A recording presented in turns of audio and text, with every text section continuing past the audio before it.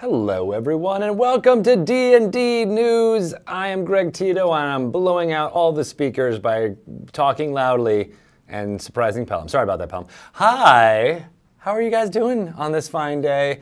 It is a magical Tuesday. It is April 9th, which means that's when we started selling Dungeons & Dragons Live 2019 The Descent 3-day badges.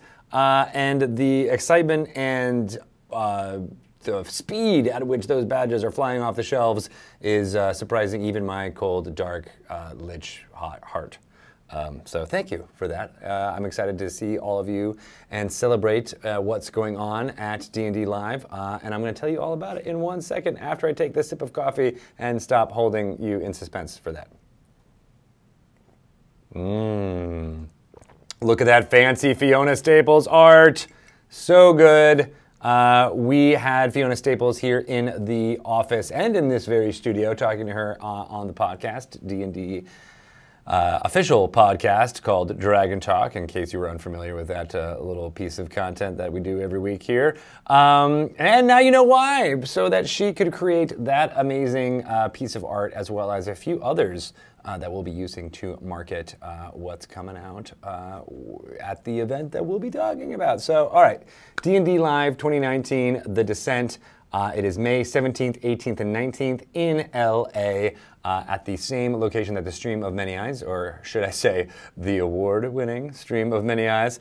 I don't have an Emmy award, but at least I can say award-winning. That's still very important. It's pretty cool. We took all of the learnings that we had from Stream of Many Eyes, which by many accounts was a fun event that many people enjoyed, and we turned it up, I don't want to say to 11 because it's actually much higher than that. It's up to 666. It's up there. It's very turned up. It's great. We have 3 days. Public or ticketed folks are invited to come all 3 days. On Friday, we will show off the new Dungeons & Dragons storyline. We'll have an interview. Anna Prosser is back to host, and we'll be talking through what makes that adventure product cool with the D&D team and all the creators there. Then we'll kick it off with some fun Dungeons & Dragons live play from the main stage area in front of a live studio audience full of all the folks who have purchased badges today, which is pretty darn cool to think about. You'll be there. I'll be sharing it all with you. Then on Saturday, we open up even more space. There will be vendors there. We have tons of vendors. Many of them are listed on the website, which is at dnd.wizards.com/D&D Live 2019. Yeah, but we will have Beetle and Grimm's there. Beetle and Grimm's Pandemonium Warehouse, of course. I'm going to do this in alphabetical order. Codename, otherwise known as the company that makes Idle Champions of the Forgotten Realms. Death Saves is most likely going to be there. That's probably like a 99%.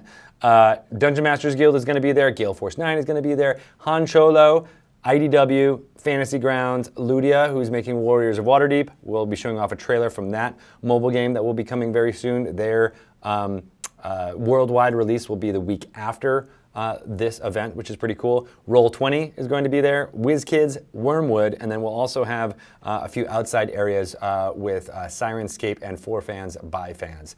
So that is a lot of D&D merch that will be available for you to grab for sale. We'll also have tons of swag from those partners for everyone who is able to come, including but not limited to the 3-day badge holders who are already purchased their tickets. Then you'll also be able to play Dungeons & Dragons live and during a D&D epic. It's from the Adventurers League. They've done these epics at various events over the last few years. It's basically going to be 25 tables of people playing Dungeons & Dragons together for some meta goal, and it will all be themed for the adventure that we're going to be announcing the previous day. So there's 3 sessions of that, 3 hours long the sessions are.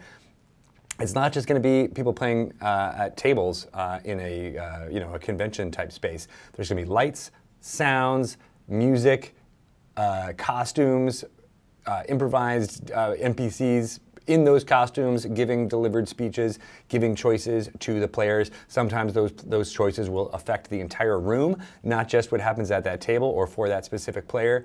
It's going to be really fantastic, and I can't wait for the D&D Live play to be happening with fans, not just with the streamers, as well as our influencers and podcasters that we're inviting to this event. See that segue there? While people are playing Dungeons & Dragons in one room, in the other studio, we have built 4 miniature studios that will have a setup, kind of similar to this one, with cameras, tables, lights, able to play Dungeons & Dragons live, do interview segments, do all kinds of other types of content that the D&D community makes on a regular basis. They will all be doing it from these miniature studios at D&D Live. There will be a porthole out into a marketplace area, which is where all those vendors I listed before will be. So you'll be able to see all the cosplay, all of the merchandise that the vendors are selling, as well as just the amazing D&D community coming together for D&D Live 2019. On top of all that, there is going to be a fun meta game over the entire event. We are working with a group called Sunweaver Creative. They're working with cosplay performers to give you a through line to meet different people, NPCs. Some of the vendors will be participating in this game, and if you go through and finish all the quests and you make all the binary choices that you need to make, not necessarily make all the choices that you need to make, you will get a specific piece of loot at the end of that game if you complete all of it over the course of the whole weekend. So that's really fun, overarching thing that will be occurring. There'll be signings with members of the D&D team, many of the creative folks that we're bringing down. We're already confirming more and more talent who are coming, and we'll be announcing more of those on our website, dnd.wizards.com/dndlive 2019. The Stone of Galore will be there. It will be telling you all of the things. Google MacGuffin may also make an appearance. It's hard to say, really. Oh, yeah, there you go. Zoom in. This was the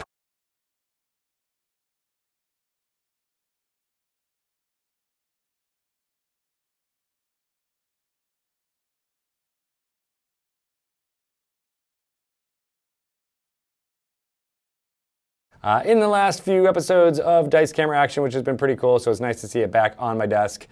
Here's the back, in case you're wondering. Whoa, it's creepy. No, it's even creepier with the 3 eyes coming at you. I like to just show up in meetings here at Wizards and just be like, hi, how's it going? No, it's okay, I'm paying attention. And then I get kicked out of those meetings, which is really the overall goal of what we're here to do, is to play as much Dungeons & Dragons as possible instead of having marketing meetings.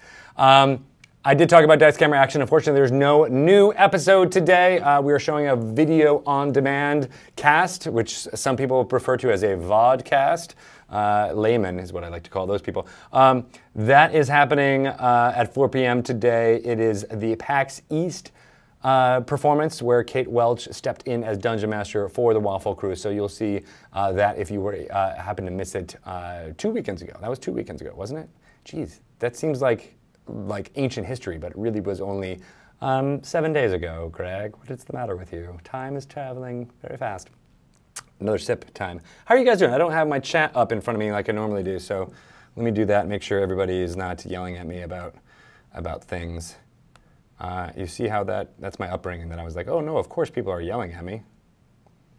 Of course they are. Nothing weird about that. How many of you are excited for D&D Live 2019? I know everybody would love to be in the studio audience on your own, but don't fear. You'll be able to see, a huge portion of all of the content that will be coming out of that event on our various channels. It will be here on twitch.tv/DND. We'll be streaming it live on other channels as well from many of our partners. The full schedule of that will be announced very soon.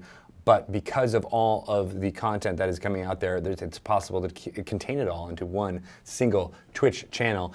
So we'll have multiple channels and be presenting that in a way where you can see what's happening in all the 4 miniature studios that are happening on Saturday and Sunday. And then we'll bring everybody back in to our main D&D controlled channels for watching the main events basically on Friday, Saturday, and Sunday night. Did I tell you about what's happening on Sunday night? Because it's pretty cool. There is going to be a live musical performance. I said musical. It's not going to be a musical. I always wanted to do a musical. I'm not able to do a musical. in the traditional sense with jazz hands and choreography and costumes, but I'm doing the next best thing, which is a rock concert put together by my friend Chris Funk, who is a multi-instrumentalist from the Decemberists and has been making music for many years. He's a huge gamer, loves Dungeons & Dragons. He has put together an amazing bill of performers. We'll be announcing more of those as the weeks go on, but the goal for that performance is to just celebrate everything about the whole weekend and to send off D&D Live 2019, The Descent, with just a really fun, rousing performance.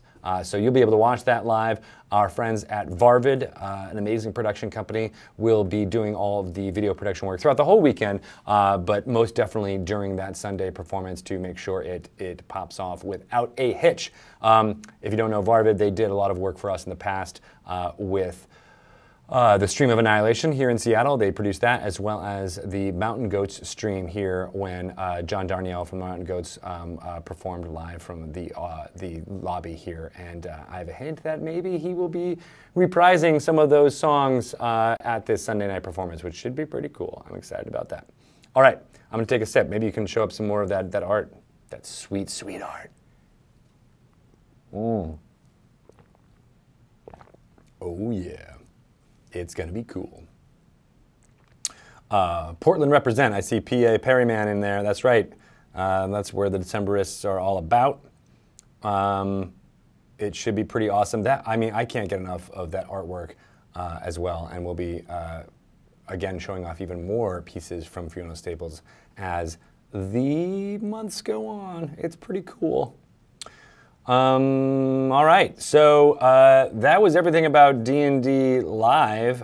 Again, tickets, badges are on sale right now. If you've already bought a badge, you can sign up for a specific ticket for what D&D Epic session you would like to check. Again, there's 3 of those. There's one on Sunday, and then there's 2 on Saturday. They're going fast, though I do have to say, even though we just opened up ticket sales and badge sales about 6 hours ago, it's looking really like the space is limited. So if you are on the fence thinking about waiting, I would not. I would get there and try to purchase a badge before they run out. That's one of the downfalls of having a smaller event in a smaller location, a smaller venue. There's not enough room to pack people in. So get out there if you're interested and purchase those tickets if you can. All right, so I will eventually get to unboxing this amazing box of goodness. It is the Dungeon of the Mad Mage, Waterdeep Dungeon of the Mad Mage board game using the adventure set. It's pretty darn cool. It's the premium version, so it's got painted miniatures in here. I'll be unboxing that. I'll probably do that in the second half hour of this here D&D news. That will be after we do D&D Rewind, as well as checking in with what's happening with Adventurers League and Dungeon Masters Guild. So before we get to that, there's some other fun stuff I want to make sure you all know about. One is we haven't done kind of our products in a while, so I want to make sure everyone is aware of Tactical Maps Reincarnated. This is a thing that's been in game stores as well as other places, but definitely I've seen it on game store shelves as I've gone in there to browse. And it is pretty cool. They took a lot of the tactical maps that had been issued in previous incarnations of Dungeons & Dragons. You can see some of them on the link that will probably be dropped in there right now. And you lay them out, and you basically have an encounter or like a map that you can put in any encounter for your miniatures. Very handy, and what I think is doubly cool is that there is an amazing product on Dungeon Masters Guild, which I've highlighted a few times, that has custom-made encounters that you can use with the tactical maps that are included in this product. So it's like a double whammy, and should be pretty cool. Though tactical maps are not too expensive. They're only $25, or that's their MSRP. You can pick them up probably cheaper in various places, but I would look into that if you are stymied by having a map that you have to draw on yourself. I am not an artist. I can't necessarily just even graphically make sure I'm accurate in how I draw out with my markers. You know how I'm like, this is me drawing. This is why, that's why it's so bad. It's because I do this. I just blah, blah, blah. And I'm like, oh yeah, you're fighting a beholder, see? And And they're like, no, Greg, that's not a beholder. That's the Eye of Galore. No, but the cool part about having the art printed on there with a grid is that it just, I don't know, it just elevates everything else. Folks who are fans of Dwarven Forge and building out, 3D miniatures understand what I'm talking about. But you can get part of that with this Tactical Maps reincarnated product. Check it out if you can. There's still also tons of core rulebook gift sets available out there for you. It's a great way to get people into the game quickly. You get all 3 of the core rulebooks for 5th edition with updated covers. The errata is mostly updated, although we will be doing some reprintings to get the text in its most up-to-date state. These are awesome. I personally love the Hobby Store exclusive covers, which have artwork designed by Hydro74. He did the Volo's Guide to Monsters special edition alternate cover, as well as the Xanathar's Guide to Everything cover. These ones are awesome. And the Dungeon Master screen that's included with those 3 core rule books is superb. If you have seen any of the posts from D&D Twitter or D&D Beyond's Twitter, you know what I'm talking about there. Oh, and you have one. Nice. I don't know. I just started talking about this. So Pelham tried to prepare as much as he can, and he did. He's got everything here. This is what it looks like, in case you haven't seen it. It is fantabulous, and it really matches all of the decor in this room, including my T-shirt. So I'm liking that even more. It's a work of art. It's looks like Baroque, so that in that case we don't have to fix it because it's not Baroque. sorry. I'll put it there to have some balance, so we have some things going on there. Good stuff. All right. There is always some fun press to show you folks from our friends in the outlets out there. One thing I want to highlight first is from IGN. So, they shared some fun information about D&D Live 2019, The Descent, which was pretty cool. I was glad that they did that. Also, our friend at Bleeding Cool, Gavin Sheehan, was able to talk about it a little bit. He called last year's event an absolute blast, which means that I am on blast to make that even blastier than last year's blast. Last blast? I don't even know what I'm talking about anymore. This is weirder doing D&D news with like an actual person listening. I'm usually just talking into the ether and assuming that most people forget what I'm saying. But now Pelham's actually putting me on blast, and I don't like it. Flavor blast in here. We're gonna blast Tito. Oh, see, I see both James and Dustin are calling me out. Blast year. I gave you my heart. Thank you, Ref Gremlin, for that one. You made me laugh. All right. And other fun stuff. I don't know if you guys saw this, but we've talked a lot about Art and Arcana, a visual history of Dungeons and Dragons. It's a fantastic book. If you have not yet picked it up, or at least seen it in game stores, thumb through it. It's amazing. It shows the breadth of what it was like to be a fan in the early days of Dungeons & Dragons to what it is now, showing artwork that will either call up old memories or allow you to get transported into an earlier time. It's fantastic. And some other people recognize that, and those people are the persons who pick the nominees for the Hugo Awards. So for those of you who are unfamiliar, the Hugo Awards are a science fiction and fantasy awards that are given out each year. And they have various numbers of categories, including best fiction, things like that. And you've probably seen it on books that you love to read, as far as Hugo Award-winning things like that. There is a best art book category, and Art and Arcana is on there. So very cool to have the authors as well as just the D&D fandom be recognized in that way by that committee. And here's hoping they pull off a win. That'd be really fantastic. So it's always at least a honor to be nominated, as they say. But here's hoping they get voted in. And we had a bunch of other outlets who pointed that out, including Entertainment Weekly. Do we have that as an image? Do we have The Verge or Daily Beast as an image on that one? Got Daily Beast. Daily Beast!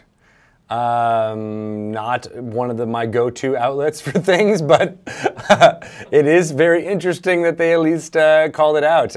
Role-playing game told through the paintings, sketches, illustrations, and visual ephemera behind its creation, growth, and continued popularity. Pretty amazing, once again, showing how Dungeons & Dragons is seeping into the zeitgeist, I can say, and not even seeping in. I feel like it's taking over because of this next article that I'm going to be talking about. This was a surprise to me. Annalee Newitz wrote an opinion piece from the New York Times. Go ahead and show that. It's pretty amazing. I saw this drop on Sunday morning, and I immediately retweeted because without any explanation, I just used this headline. Why the cool kids are playing Dungeons & Dragons. And here's a little bit of a quote. D&D isn't only about inventing a more badass version of myself, drawn to the idea of building a social group whose baseline assumption was that we'd see one another regularly. There's a sense of purpose to the gathering. And I couldn't really agree more. I mean, I think that's a big part of what makes getting together on a weekly or bi-weekly or monthly basis to play a game that is mostly social is all about. And it's fantastic, and it was captured really well in Annalee Newitz's prose about that. Of course, it's a New York Times opinion piece, so that means it gets a little bit more attention from folks who may not read about Dungeons & Dragons or be inundated in the fandom like many of you listening to this segment right here are. And that's always better too, because it just shows that it is not about many of the stereotypes and stigmas that were around in the earlier days, which is very cool. And I'm hoping that more and more people read this article, folks who may not play and be wanting to jump in. And all of the content that everybody, I know most of the people in this chat are people who are content creators themselves. It just makes, articles like that makes, the next step. Like, oh, I want to learn more about Dungeons & Dragons. I'll type it into my search bar and then, say something from our D&D Twitch channel pops up into their feed, or something from the Adventure Zone as a podcast pops up in their feed, and they'll want to read that, listen to that, watch something, and then it's just one more step into, all right, maybe I'll start with a group, or hey, I know Bob from accounting likes to play Dungeons & Dragons, maybe I'll join in with him, or see what Sarah is up to when she's rolling dice at the lunch table, that type of stuff. So I can't wait, and I'm hoping that all of the work that we've been doing here at D&D, as well as you out there in the internet, see the benefits of all that. And that's another perfect dovetail into D&D Selfie. So I think I didn't actually see where this was sparked from until today, but leave any criticisms aside at the door. I like that our community rallied around each other and started showing off their D&D selfies. Oh, those are awesome. I can't read them because they're too far away, but I love seeing the breadth of different folks who are posting their own D&D selfies about what their love of the hobby, and that there are not all again, any of those stereotypes or things that you might have thought negatively about when, or were treated as if when we were in the before times. We are now in the now times, and I think the amount of outpouring of love and self-love, to be quite honest, that's around that hashtag of D&D selfie was really amazing to behold. So shout out to anyone out there who participated. I think you're all wonderful people, and I want to see D&D Selfie continue for years and years to come. I think a lot of us definitely take pictures of ourselves anyway, and now we just have a reason to celebrate and make sure that all of the folks who are entering this hobby now see that it is something to be proud of, like I am, and like you are. So good on you, people of the world. All right. Anything else? All right, let me look and check in with chat. How are you doing, chatters? We're in the now. That's the Ref Goblin. You are coming out with all of these really good. I'm calling you a gomlet, even though you're actually a gremlin. But what's that? Not even a gremlin. Not even. I'm sorry. Maybe I usually pride myself on the fact that I don't need glasses, but maybe now I do. Maybe I'm getting that old where I need to be able to take my glasses and see if I can see anything. Yes, we're in the now. We passed then, just now. When will then be now? Soon. You said it at the same time that I said it. That's amazing. We're like, I'm Colonel Sanders and you're Dark Helmet. It's perfect. And I need more tea as well as more coffee. The coffee was out when I went to go get my afternoon coffee for this segment. So I have like the dregs of, it's warm, but it's definitely old coffee. So that means it's concentrated, pure caffeine with a lot of sugar on top. So thank you for that, person who took all the coffee. Yes. Okay, so now is the time for D&D Rewind. And you have to trill the R's when you say D&D Rewind. It's just part of how it's pronounced for reals. This is a video that is put together by our friend Steve Sprinkles. Takes a few of the clips from the last week of content here on twitch.tv/DND and shows off some of the best moments, whether they're good, strong role-playing character moments, whether they're super funny, whether they're super sad, just memorable moments from the D&D Twitch channel. Hopefully you'll be able to find a new show that you might be able to watch or just kind of keep up to date on what's happening in the various shows that we do on here. So take a look and I'll tell you more about it afterwards. But here's this week's D&D Rewind.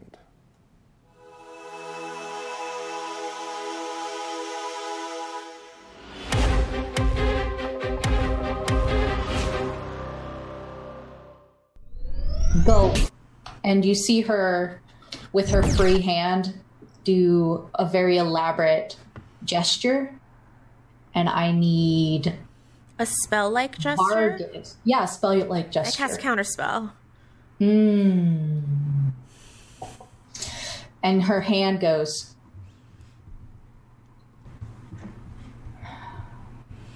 Such a clever little witch. Marcus will be like from behind Mercy. She's not a witch. Oh yeah, I'm not a beach. Raffle's not open yet, and exclamation point raffle isn't even. We got to change to. It isn't. Okay, all right. Raffle's not open, and exclamation point raffle is not how you enter it. So why don't you just calm down? Wait for instructions, you fools. I know this is cool. Trust me. I love it. All right. Okay. Your mom is telling you to be quiet. Please be quiet. If we take this gag off of you, you need to not be loud. Do you promise me? You can call me mom all you want. All right. And if you talk, you won't get any more pies. Okay, so I slowly take the gag off, and I'm like... Squealy just kind of... Perfect. That for the rest of the adventure. Got it? Interesting place to go for a jaunt. Hey, A couple of y'all look like you ain't been down below in a while. yeah, well, you know, the old stomping grounds they change all the time, so you can get a little thrown off. If we wanted to go up, what would be the fastest way to do that? Oh, well, shoot darn tootin'. It's lucky you popped up in my neck of the woods. I can take you upstairs anytime. I'm sorry, I didn't understand most of that sentence. Could you repeat that? He was telling us it was fortuitous that we arrived in his vicinity, for he could provide us an exit from this area. The Karen ladies are right on board. That dog will hunt. Nice to meet y'all. My name's Svetovid. Jump off the wall and book for the portal, because she's just assuming that it worked and she was too far away. As you put your holy symbol and you jump off the wall, the Ocean of the Dead just crests over the wall, rolling. And as you touch the portal, you see your hands disappear first, and then your arms and legs. And it's an excruciating amount of pain. And you just see this wall of undead coming down onto the portal at this exact moment. And you can feel their arms grabbing onto you as you disappear. All right, 2 failed death saves. Chewing on you. And then this one hits Jewel for 5. If I fail another death save. Uncanny dodge. Okay. Yeah, I mean 8 can apply medicine or give you a potion or something. Okay, so you uncanny dodge. So you only take 2, and then you got to make the con save. Ooh. I like all these new. These are way better than Sketchy. I'm just gonna have to say. Oh, why do we keep bringing it up? Now I feel unclean that I said that out loud now, and it's in Greg has been tainted. We have to throw the whole Greg away now. Yeah, we do. I can't believe we have to throw the whole Greg away.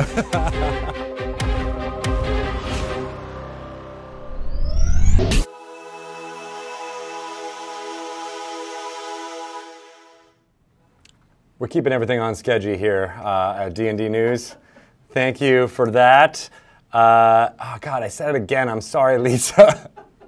It's my bad. I shall never say Sketchy again, but now I'm probably going to have to name a character Sketchy at some point. Sounds like he's a tabaxi. I don't know why. Maybe that's Off Sketchy is the name of that one. Off the Sketchy is the name of that tabaxi. So yeah, that's fun. D&D Rewind, a lot of great stuff. Apologies there. I did see there was one title that was wrong for Heroes of the Veil, but that was an awesome clip, and a shout out to seeing Lauren Oboe Crazy there in that, as well as our friends. I would love everybody on that cast, actually. So high fives to you all on D&D Rewind. If you would like to get your favorite show or a favorite moment from one of those shows into the next D&D Rewind, the best way to do that is to create a clip in Twitch and promote that out to as many folks as you can. All of the views and retweets and all that stuff will bubble up to the top, and then we'll have a list of most popular clips to choose from. So that's pretty much the best way out there. If a good clue there is to include many of the creators or people who are in that clip when you clip it out, and that just makes it that much easier. So that's probably a big reason as to why Sketchy made the list there, is because I saw that and I thought it was hilarious, even though that came out of my mouth, and I'm still upset that it did. I retweeted it, and well, the rest is history there. So that's D&D Rewind. Thanks again to Steve Brinkles for putting that together for us. I would love to talk about Adventurers League now. So the Adventurers League is D&D's official campaign play. Or play campaign, depending on how you use actual words and how they are ordered together in the right way. That means that you can create an Adventurers League character and bring it to any Adventurers League event, whether that's at your local game store, at a convention, charity events, even your own home, even on the International Space Station, even at the top of a lighthouse, or in the torch of the Statue of Liberty, although I don't think you can actually go into the torch of the Statue of Liberty, but maybe on top of the Washington Monument. That might be off limits now after the events of Spider-Man Homecoming, but maybe it's not. Maybe you can still. I don't know. Let's get people playing D&D on top of a pyramid, for example, or maybe just at the bottom of a pyramid, if you can't get it all the way up to the top.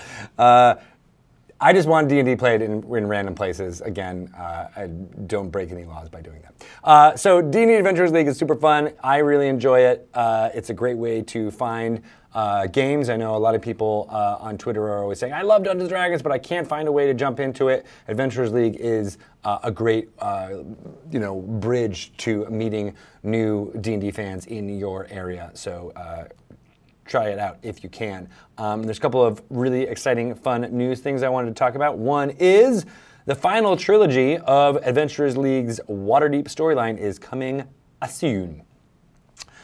If you're interested in the Home Sweet Home trilogy for Tier 4, now, I don't know if you guys know what Tier 4 is. That is levels 17 through 20. So those are people who have played Adventurers League season, and they've gotten all the way up to level 17 and or level 20, up to level 20, which is crazy. A great amount of power and a lot of responsibility for those folks. Keeping a Spider-Man theme going here. But that's great, and the exact date for those to drop on Dungeon Masters Guild, you're going to have to keep an eye on the D&D Adventurers League Facebook page for that, as well as the Twitter account. I feel like Lisa Chen wrote these and wanted to make sure we're promoting those two places, which seems like a brilliant plan. So listen to her. The Home Sweet Home trilogy, again, is for Tier 4, and the release date that will be announced soon at those two social media locations. The other really exciting news is that Adventurers League are really excited to be a big part of the epic adventure that's going to be at D&D Live, which I told you guys about. D&D Live 2019, The Descent, is going to be a very immersive epic. There will be lights, sound, and costumed NPCs delivering speeches. It's going to be fantastic. All of the Adventurers League admins will be at D&D Live, and they're excited to meet everyone. If you're not really sure about how Epics or Adventurers League works, there is a monthly talk show that is pretty awesome and just for you. It's called Adventurers Wanted. The next one will be on April 26th, and it will be focusing on discussing what is a D&D Epic is all about and what you might need. For those of you who are like, hey, I've never played an Adventurers League, or I don't know what an Epic is, listen to and or watch that Adventurers Wanted. But I can tell you, you won't need any experience showing up to D&D Live 2019 The Descent in order to jump in. You can get a first level character very easily. You know, you can create one. D&D Beyond has a way to make it Adventurers League legal very easily, or there'll be pre-made characters that you can just pick up and play with very simply. There will also be Tier 1 and Tier 2 play available for that D&D Live 2019 Epic. So that's pretty cool. Tier 2 is, of course, levels 5 to 10. All right, so we have some photos from the Adventurers League play around the place. This one is from Table Taft Board Game Cafe in Metro Manila in the Philippines. How crazy is that? And here's what they say. Here are some pictures from Greasy Snitch's Beginner's Guide to the Upside Down 4 event. It is the 4th D&D Adventurers League mini-event hosted by Table Taft Board Game Cafe, where Dungeon Masters from the Greasy Snitches, a tabletop events group, set up games for new and first-time players, mostly college students and Stranger Things enthusiasts. 7 tables were set up. Lots of players finally experienced some good old role-playing, natural 20s, and the frustration of rolling natural 1s. Very cool stuff. If you want photos of your Adventurers League group to be potentially showcased here on D&D News, well, you can. Send it in to community@adventurersleagueorg.org, adventurersleagueorg.org with a Borg, and you might be able to, if you include a blurb about, you know, your friendly local gaming group, your gaming store, what state, country for, whatever information you want to share safely, we will let people know about what's going on and show off the photos of that event. So make it happen. That address, again, without flubs from the host, is community@dndadventurersleague.org, not Flulablorg. I can't even get that right. Is it the Stone of Galore? Is that what's making me talk strangely? Yes, the answer is yes. That's what's happening. All right, so in conjunction with the Adventurers League is the Dungeon Masters Guild.com, which lets you publish your D&D 5th edition creations for fun and profit. It's the only platform where you can publish adventures using Wizards IP like Ravenloft, Forgotten Realms, Eberron, and a whole bunch of other fun stuff. So, including Ravnica, too. You can do that now. This week's Dungeon Masters Guild news is the Dungeon Masters Guild ain't just for Dungeon Masters anymore. It's for players, too. Well, maybe not anymore. It was always for this. This week, we are spotlighting the Book of House, which is filled with new playable races, subclasses, rules for lycanthrope adventures, feats, backgrounds, and it's all told in a really unique way. A Barovian, and this is a quote, so I'm just going to be performing this out for you. A Barovian wizard named Sir House has transformed his old spellbook into a chronicle of the people and adventures he's encountered since leaving his homeland. His account of the world goes into the finer details that most people never see, uncovering masks and revealing secrets hidden in plain sight. And here's what some reviewers say. The contents of the Book of House are unique and seriously inspired. It's not just a rehashing of 5e mechanics that we've seen before or 1 or 2 new things added into the mix. Everything is new, completely different, but at the end of the day, it still feels like D&D 5e. That cover and all that artwork looks really cool too. So that always gets a thumbs up from me because presentation, it can matter. It can matter on some of these things. So that's really cool, and I love that there is a location and a community at the Dungeon Masters Guild to support the creativity that has always been a huge part of what makes D&D really special. We all love this game because we get to take part in the creativity of it. It's not a passive entertainment like watching a movie or even playing a video game to a certain extent. You get to actively change, and it inspires creation from players and Dungeon Masters alike. And it's fantastic to see this type of creativity on display at the Dungeon Masters Guild. So check out the Book of House if you're interested. And maybe you get inspired to make some stuff on your own. Who knows? I like that. All right, what's going over on here in the chats? Oh, thanks, Lisa, saying so true. It is so true.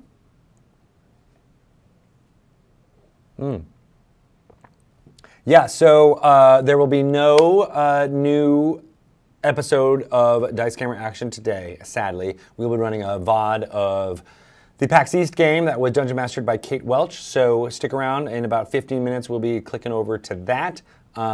Many of you might not have seen that live, so it's a great way to catch up and get what was happening with the Waffle crew. All 4 of them were there. Chris Perkins was not, but Kate Welch stepped in and did a fantastic job at Dungeon Mastering, and I love her style. That's why she's going to be Dungeon Mastering at D&D Live 2019 The Descent, which is awesome. She's a fantastic performer. She's going to be doing great stuff on Friday and Saturday nights. We'll be broadcasting that storyline, which I think we're calling The Descent, which oddly enough, we didn't really figure that out until just a few days ago. But it'll be a 2-part story full of actors and performers and comedians that will be playing some characters that you might know and recognize, as well as maybe some new ones, with 4 different Dungeon Masters, some from the D&D team, some that we've never had Dungeon Master on our stage before. So that's going to be pretty fantastic for you all to see. And I agree, Majesty C2K1 DCA got juiced at PAX East. I like that. Oh, geez. All right, well, here's to the main event. I get to actually unbox this here fun thing, which I haven't actually unboxed yet. So I'm just like, I'm be very curious, just like you guys. This is from WizKids. It is a copy of Waterdeep Dungeon of the Mad Mage. This is in the Adventure System board game, or the let me read it out for real. It's a D&D Adventure System cooperative game. So I believe the first one of these that came out was Castle Ravenloft back in the early teens. Is that what we call this decade? Do we even know what this decade is called? The 2010s? And it's been added to with Wrath of Ashardalon. Maybe that was the first one. Legend of Drizzt. There was a Tomb of Annihilation one. There was, I believe, a Waterdeep one, if I'm not crazy. No Waterdeep one. You're holding it. I'm holding it. This is the Waterdeep one. Here it is, which you get to see in all of its glory. But I'll be explaining it as I'm opening this up now because I don't want to run out of any time here. But it is a way to play Dungeons & Dragons in a very controlled manner. So you get a whole bunch of miniatures. Here is the instructions, as well as this handy-dandy sheet as to what all the miniatures that are included. And this is the premium edition. It smells premium in here. We got like a new box smell coming out of here. But these are all of the miniatures that you get with this package. And these are all the pre-painted ones from WizKids. And here is the instruction booklet for it. There's 2 things. There is the rule book, which tells you how to play this version. A lot of the adventure system, full disclosure, is based off of 4th edition rules as far as how to adjudicate movement, as well as you'll see things like pushing and pulling and things that were quite common in 4th edition powers for Dungeons & Dragons. You get to play as a predetermined character in this board game. and then but there's no dungeon master, so you basically put out tiles, and then rules happen about what is going on with those tiles on each of those things. Oh my gosh! So there's so many little fiddly bits and miniatures, and look at all these little guys. Look at all the little guys. Oh my God, they're so cute. Can you see these? Yes, you can. Here are the little grungs, which I know will make Chris Lindsay's little mind go crazy. There's 3 green grungs, and there are 5 intellective hours, 6 intellective hours in front of them. I really enjoy the spectral swords, or the flying sword, but you can use that as a spiritual weapon for all those type of things. Those are really cute. I just really love small things, so that really just made my day. Oh, I opened up the big bad first. Here's Halaster Blackcloak himself. Here, I'll put him out here so you can kind of see more of him. This is Zalthar Shadowdusk. Ooh, spoiler alert for Dungeon of the Mad Mage, by the way. Arcturia. These are some characters you might meet in the Underdark. Here is a gray ooze. I could have used that last night in my D&D game. And here is Desmir Shadowdusk. So you got 2 siblings there, which is very cool. Gosh, there are so many miniatures in here. It's pretty amazing. And you know what you're going to get with this, which makes it a little bit different than the blind boxes that you might be able to get some of these from WizKids. But these are mostly from the set. Here's 3 hags. I mean, you need hags. You need as many hags as you can. Here are 3 shadows. And here is my veteran leader, which I think I've opened up a couple of times in the past. Ooh, these are some bigger ones.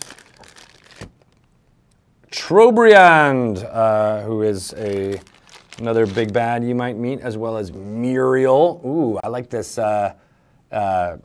humanoid scorpion-looking guy. He's making me feel not nice down below. These are some, shut up.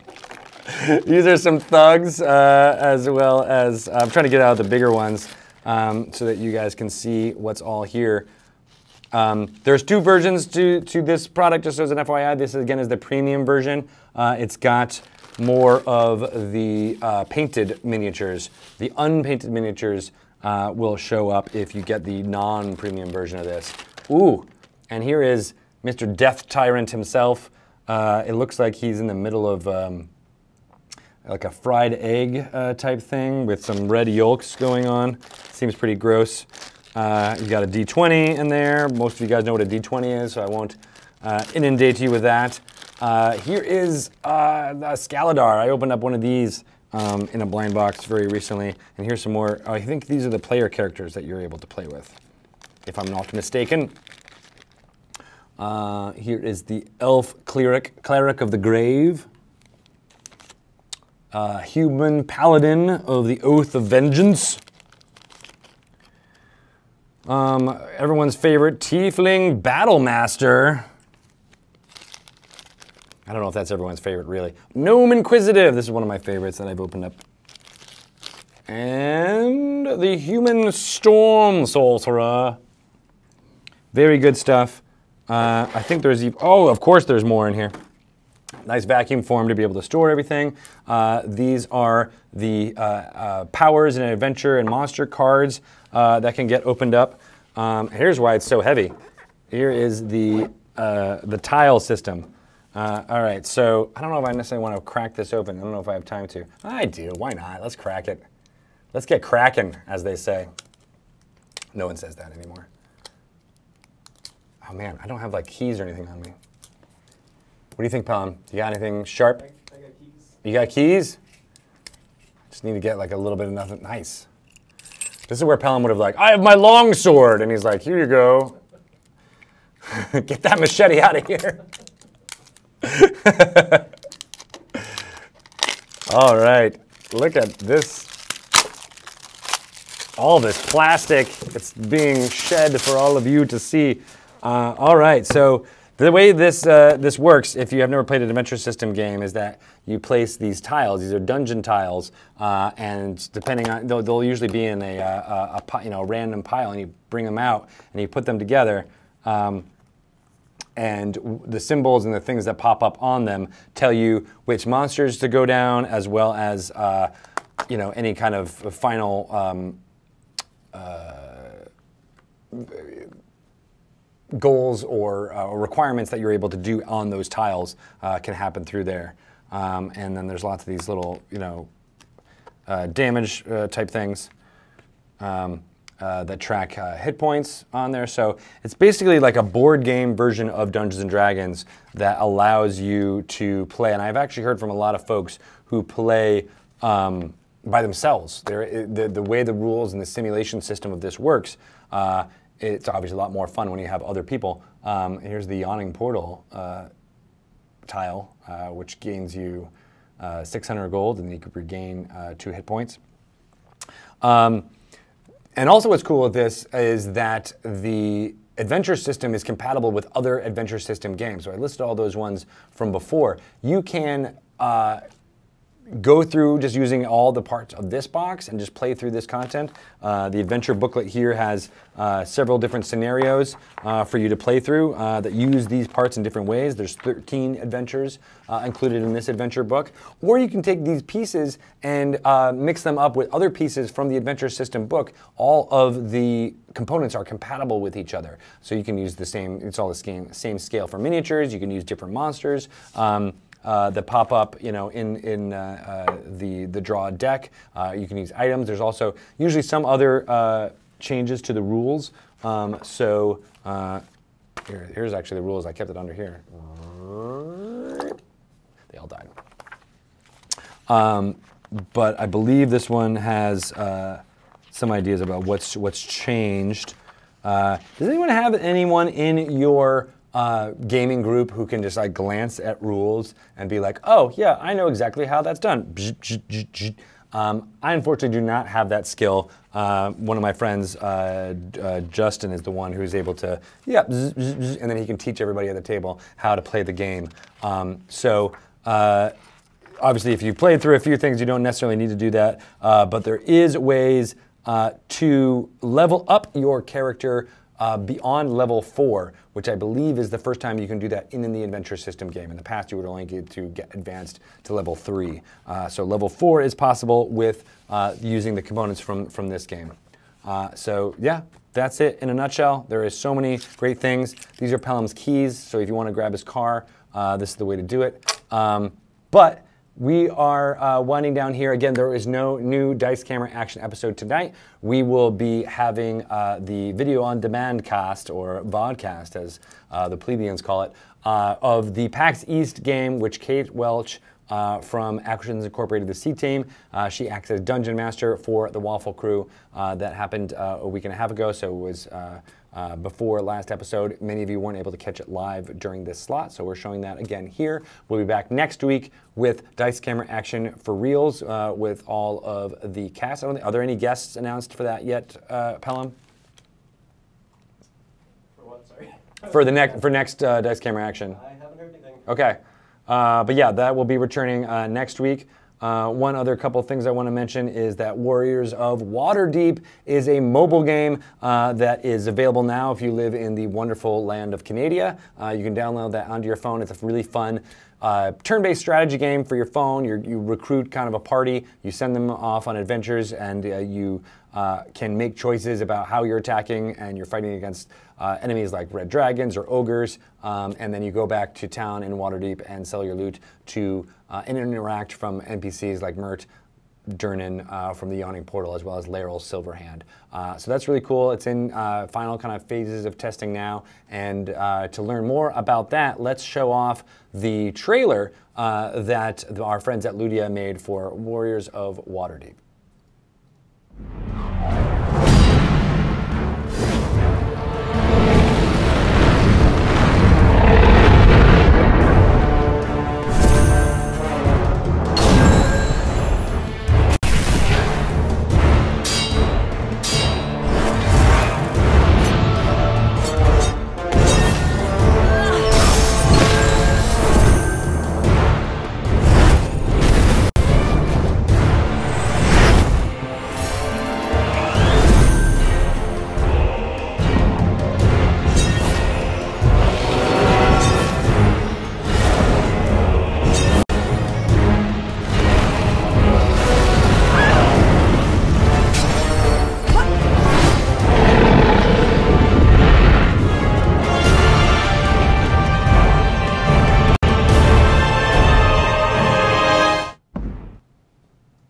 Hi, everybody. I'm just hanging out with my friends, playing some D&D.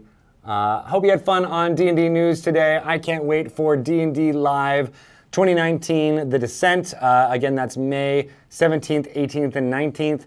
If you're interested in purchasing badges, 3-day badges are... badges? We don't need no stinking badges. They're on sale now at tabletop.events/D&D Live, right? There's no D&D Live 2019, right? It's just D&D Live on that one. Yes. So look for it on our all of our social media. You can follow me. I'm at Greg Tito. I've been talking incessantly about this silly event that is going to be bigger and better than anything that you've ever seen before.